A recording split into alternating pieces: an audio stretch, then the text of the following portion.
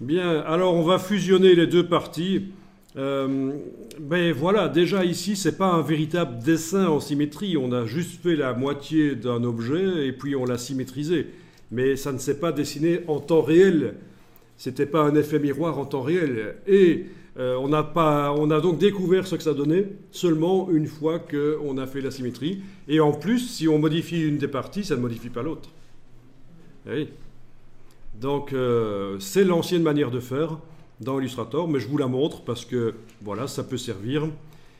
Ici, je vais prendre la flèche blanche, je vais zoomer sur l'extrémité là, et je vais déplacer un point. D'abord, je clique à côté pour tout désactiver, puis le point ici, je vais le déplacer pour qu'il aille se superposer à l'autre partie.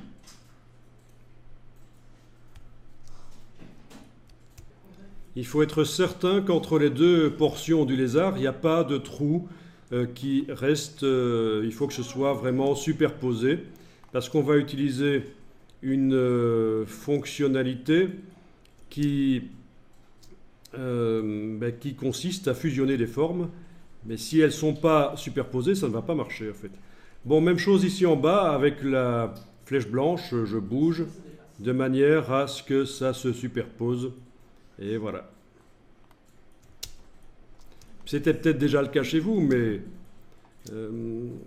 voilà. Il ne faut absolument pas qu'il y ait de trous entre les deux.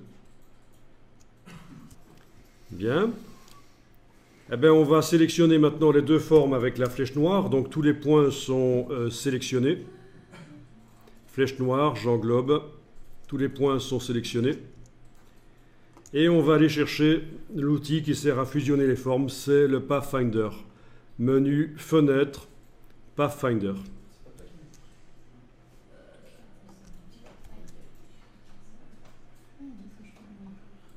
Et on utilise l'option Réunion. Alors, c'est l'objet qui est le plus au-dessus qui va donner la couleur à tout le reste. Ben oui.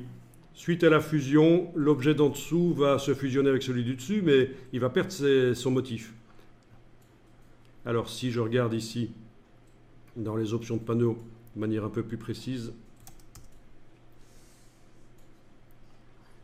Oui, donc celui du dessus, c'est celui qui est à droite. Donc je devrais avoir un lézard complètement léopard. Et voilà. On n'a plus qu'une seule forme maintenant. Ça a été fusionné en une forme, c'est le Pathfinder. On avait touché un peu à ça avec Photoshop, les opérations booléennes, quand on avait travaillé sur la voiture. Vous vous souvenez, j'avais ajouté un pneu qui manquait, je l'avais ajouté à toute la forme vectorielle, par le système de associé. Ben c'est ça en fait.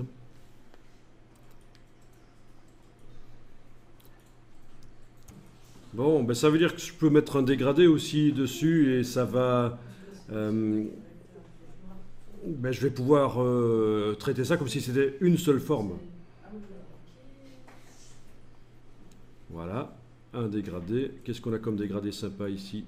Ouais, je vais essayer ça. Et donc avec l'outil dégradé, je vais pouvoir aller positionner le dégradé différemment, une fois que je l'ai mis.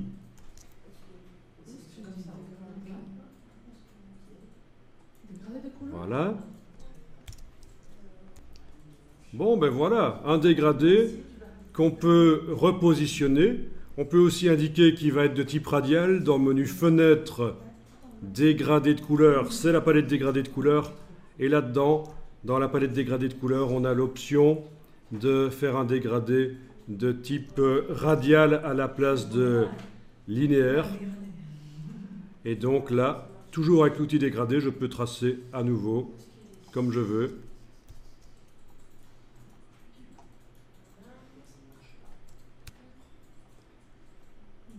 Ben ça c'est pas mal, les dégradés.